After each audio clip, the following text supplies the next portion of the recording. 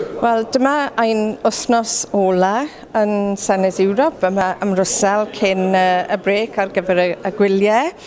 Ac mae Guto Tegid wedi ymuno â ni yn y swyddfa. Dweud rhywbeth fach amdano ti dy hun, Guto?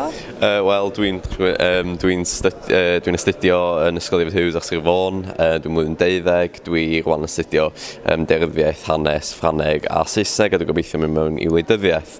Lle oedd dod i fama yn brofiad gwych i fod i adnabod gwaith y Senedd ac i ddysgu mwy amdan be mae aelodau chi yn neud, y gwaith caled ydych chi'n neud yma yn Mwsel.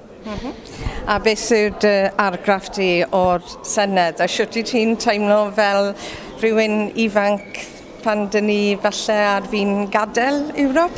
Ie, mae wedi bod, mae o'n yn amlwg fel eisiau ddim, mae wedi bod yn brofiad gwych i ddod yma ac i ddall be di pwysigrwydd y Senedd fwy'n y byd, achos o'r tu allan pan da ni sbio yno fo, mae pobl yn tueddu i feddwl, dydy'r Senedd ddim yn rhywbeth sydd yn Senedd Ewropeaidd, mae'n wastaf pres, mae'n wastaf amser, ond y gwir ydy, mae yna lot o bethau da yn digwydd, mae yna lot o drafodaethau pwysig yn digwydd, mae'n enwedig yn ystod blynyddoedd dwytha ar ôl treaties, pethau da Lisbon, a pethau da ni'n...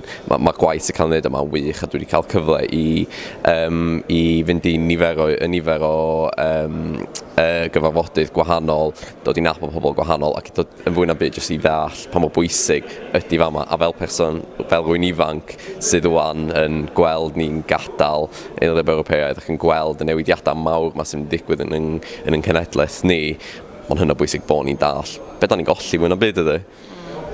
Wel, gobeithio bydde di a bydd pobl Cymru ddim yn colli hyn a byddwn ni'n aros yn Ewrop sef y sefyllfa gorau i ni i gyd. Sicr.